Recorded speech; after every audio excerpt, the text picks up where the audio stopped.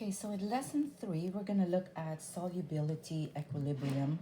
And this time, we're going to look at the products instead of the reactants. Note that when we were looking at chemical kinetics, we looked at the reactants that determine the rate of chemical reactions. In this unit, we look at the solubility in terms of the products that are formed from the chemical reactions. And so we're looking also at the solubility product constant, which means that you're looking at the products only and not the reactants. So let's take a look at an example here for silver chloride solid dissociating into silver ions and chloride ions. Since no more solute molecules can dissolve, this is in a state of saturation as water molecules collide with solid solute particles. The solute dissolves. And this is occurring simultaneously. So in a saturated solution, the chemical solution containing the maximum concentration of a solute dissolved in the solvent. That means there will be no more solute that will dissolve in this solution. Solubility product. Substances chemists believe to be insoluble in water by experiment were shown to be slightly soluble. So even though we call it insoluble, this is, of course, at standard room temperature and pressure, but I guess you could say that anything can be dissolved when you increase the temperature and increase the pressure.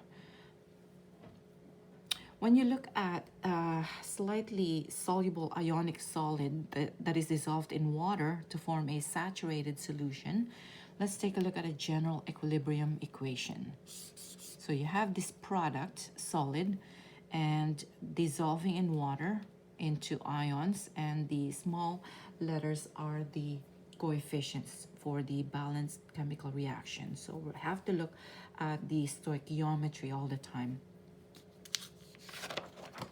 At a given temperature, the equilibrium law for this reaction is, so the equilibrium law for this reaction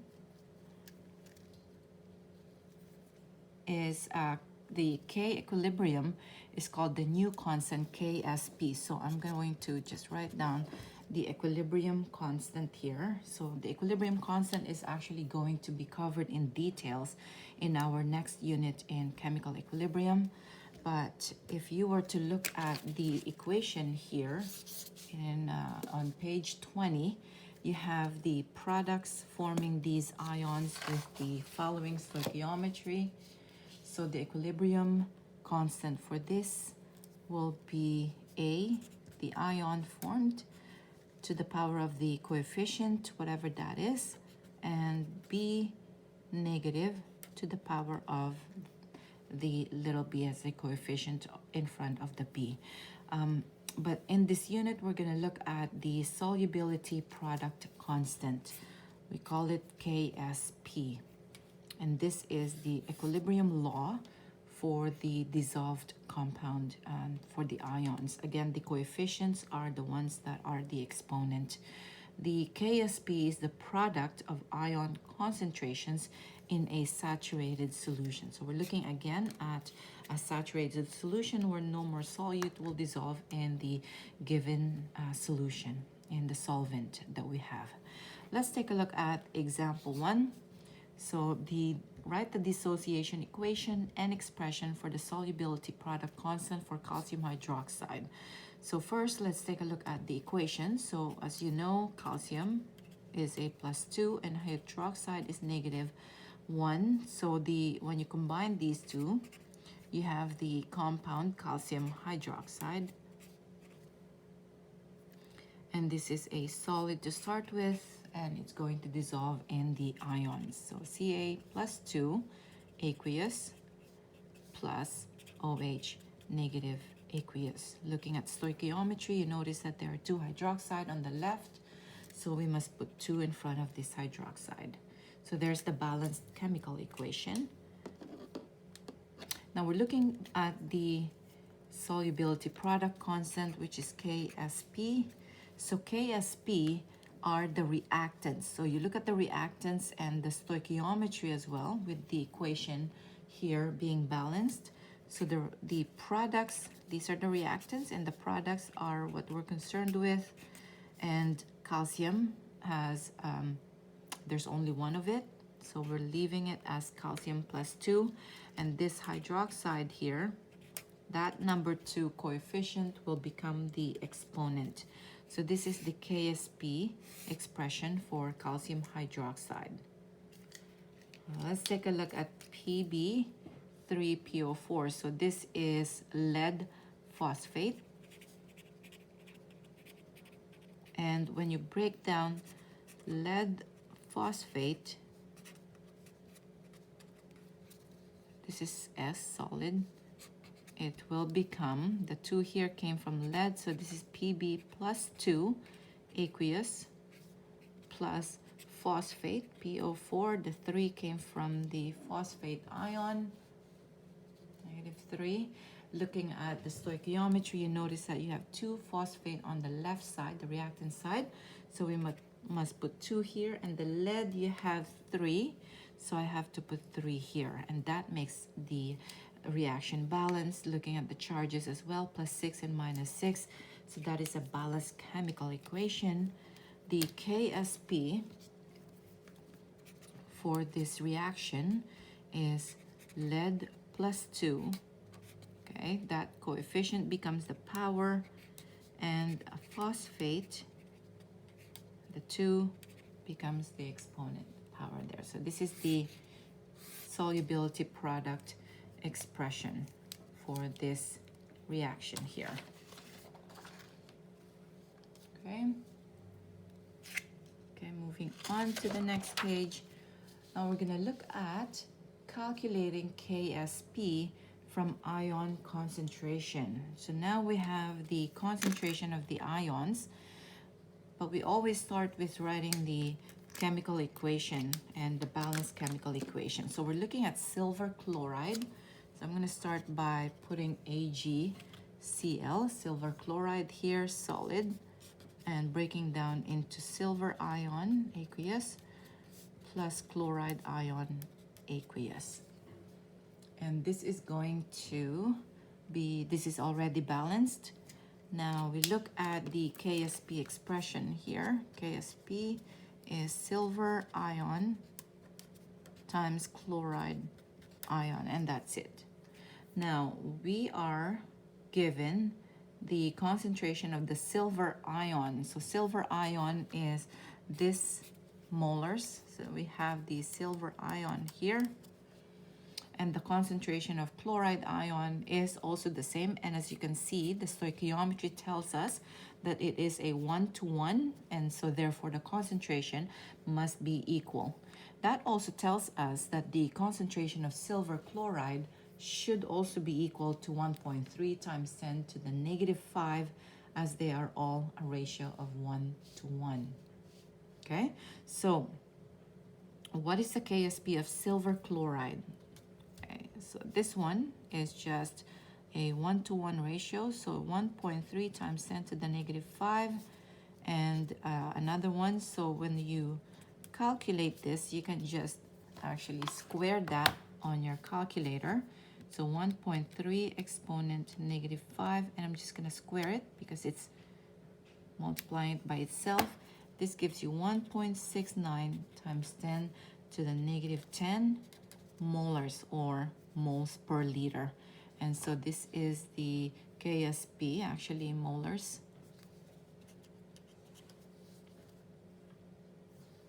per liter. And again, the KSP for the unit here, the KSP has no value, so we can just leave it as that number. And I'll actually go over that in more details later on. Okay, let's take a look at practice 3. If at equilibrium, again, the key is it's already at equilibrium, so the exponent that you get is actually the stoichiometry. So we're all going with stoichiometry here for now. We're looking at calcium fluoride. So let's break this down into its corresponding ions. Calcium plus 2 aqueous plus 2 fluoride aqueous. So I already balanced the equation here. Okay, now the KSP is calcium plus 2, no power there, fluoride to the power of 2.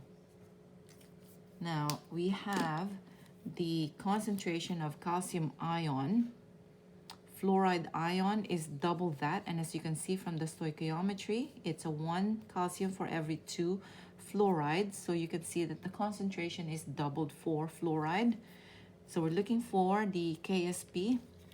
So calcium concentration is 1.10 times 10 to the negative 3. Fluoride is 2.2 times 10 to the negative 3. Square that. And let's take a look at the numbers. 1.1 exponent negative 3 times 2.2 exponent negative 3. And I'm going to square that. Brackets. Oh, hang on. 2.2 exponent negative 3. I'm going to square that now. Times 1.1 exponent negative 3. And we have 5. Now my calculator is giving it giving a decimal here. So let's see if I can. There you go. It's 5.32 times 10 to the negative 9 is our KSP. Let's now talk about the units yet. So again, just to go over this, you have to write the balanced chemical equation so you can see the stoichiometry. Write down the expression for the KSP, which are the products raised to the power, which is the exponent. And you are looking at the concentration. If I only have the concentration of calcium, that will also be the same as the concentration of calcium fluoride. I'm going to write it down here. So calcium ion concentration is actually equal to the concentration of calcium fluoride, which is double that for the fluorine. So the calcium concentration here that's given is 1.1 times 10 to the negative 3. And for the concentration of fluoride is actually double that of calcium. As you can see, because you have the ratio of 1 to 2. So for every 1 calcium, you have double that of fluoride. So the concentration of fluoride ion is double that of the calcium based on the balanced chemical equation. Let's take a look at solubility and KSP.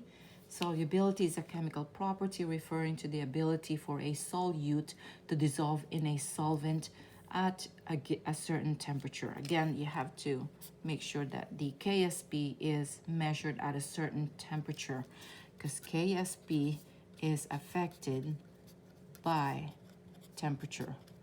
And so just like what we looked at before for the rate of chemical reaction, if you increase the temperature, that will change the reaction rate. That can also change the KSP.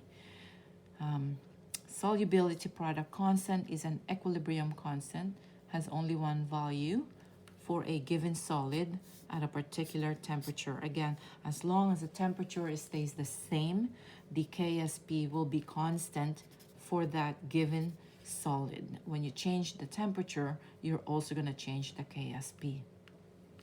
Okay, let's take a look at example 4. You're looking at lead fluoride. So let's break down lead fluoride. Oh, this is solid. My S looks like a gas, a G. I'm breaking it down to lead plus 2 aqueous.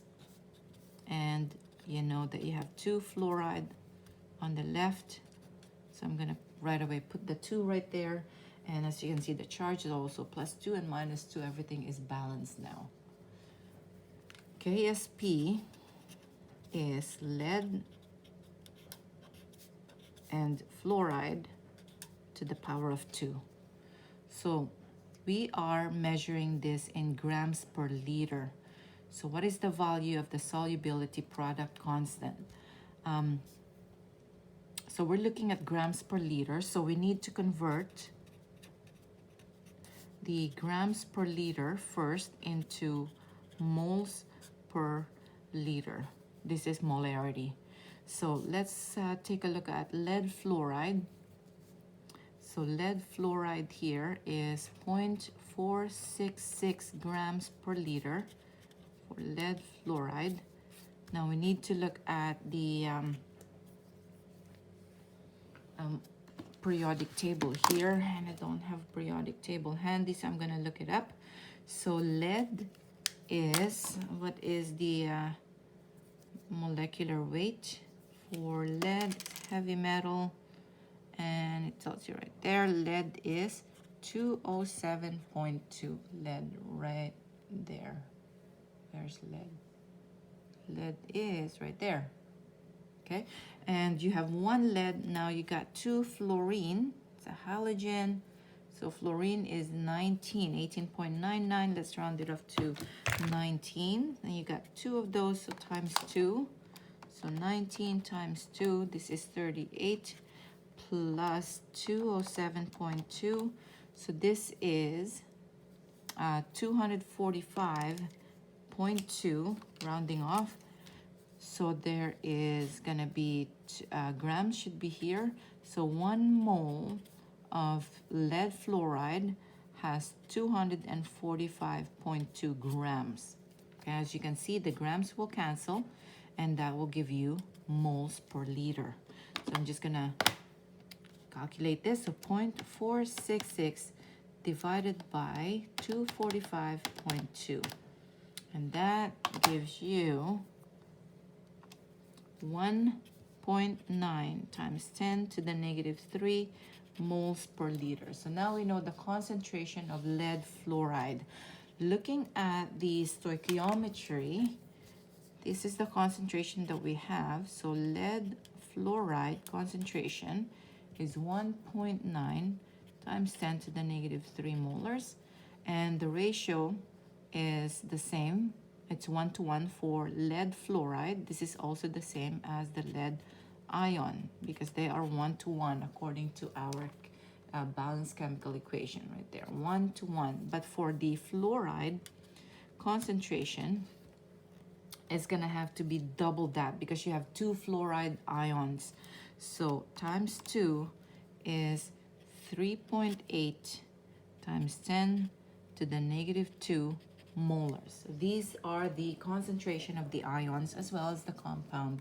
So now let's solve for the KSP, and we're looking for the solubility product constant. So KSP is equal to the lead ion concentration, which is 1.9 times 10 to the negative 3, and this is raised to the power of 1. Fluoride, however, now we've calculated it to be 3.8 because it's double that of lead times 10 to the negative 2, and it's still raised to the power of 2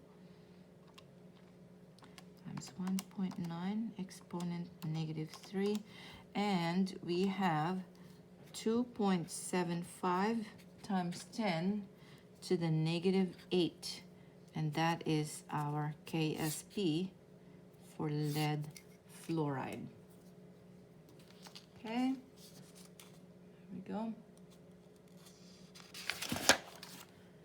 Now we have KSP. KSP is given, and we're looking for the ion concentration. Again, when you're looking for ion concentration, you're looking at molarity, which is moles per liter. Okay, so we're looking at magnesium hydroxide, MgOH2, solid, dissociating into Mg2 plus aqueous plus 2 hydroxide aqueous. Let's write the KSP expression for this reaction. So KSP, everything is now balanced. Magnesium hydroxide, okay. So magnesium ion is raised to the power of 1, and the hydroxide is raised to the power of 2. So that's our expression. We know the KSP. We are looking for the equilibrium concentrations of magnesium and hydroxide. Okay, so KSP is given. So the unknown is Mg2 plus. We're going to call this X because it's an unknown. And for the hydroxide, as you can see, it's double that of magnesium. So this is going to be 2X. Okay, so since we know the KSP is 8.9 times 10 to the negative 12 given up here. Mg plus 2 is now X, and hydroxide is now 2X, still raised to the power of 2 from the KSP expression. So this will become, rewrite this here, and this is X times 2X squared is actually 4X squared. So this will become 4X cubed. So what we do is we divide this by 4, divide this by 4, and cube root this expression here, and that will give you the X. Okay, so let's take a look here. 8.9 exponent negative 12, okay, divided by 4 equals this. Now I'm going to look for my cube root on my calculator, second function cube root. Okay, and that gives me the value for X. So X is equal to 1.31 times 10 to the negative 4.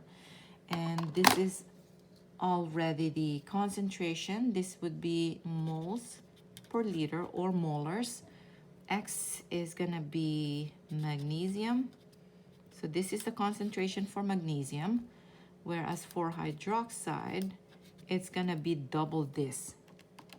So this will be 2.61 times 10 to the negative 4 moles per liter for hydroxide. As you can see, because of the stoichiometry, hydroxide is double because you have 2 of them. Okay, so you can pause it and try to do them on your own. Let's do one more example here, calculating solubility of the compound, this time the entire compound of magnesium hydroxide. The previous example calculated the concentration of the ions. So let's rewrite the magnesium hydroxide here, which is actually the same as the previous example, but I'm going to rewrite it here to hydroxide. Okay, so that is the first thing that we do, is write the dissociation equation. Now we go on and write the KSP of this, and that's already balanced. Hydroxide is to the power of 2. Now let's take a look at what concentrations are given.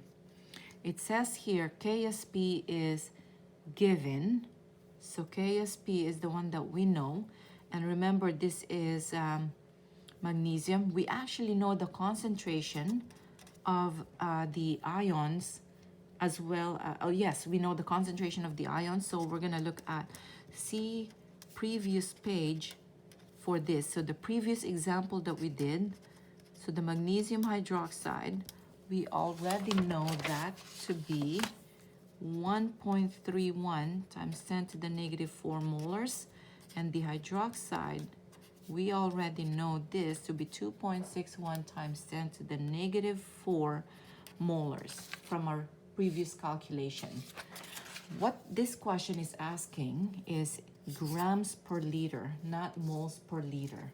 So we're gonna have to convert this into grams per liter. Now, if you take a look at the stoichiometry, well, the question is the solubility in grams per liter, which is the magnesium hydroxide. Magnesium hydroxide is 1:1 with magnesium ion. So if you know the concentration of magnesium ion, that is exactly the same as the concentration of magnesium hydroxide because they are a 1:1 in the stoichiometry.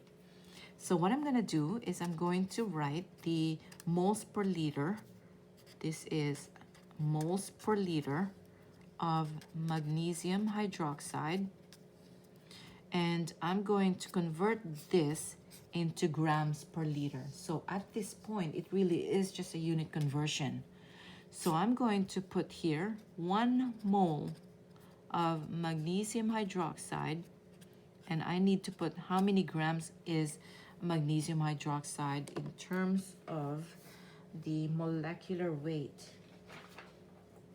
So looking for the periodic table here, magnesium is 24.3.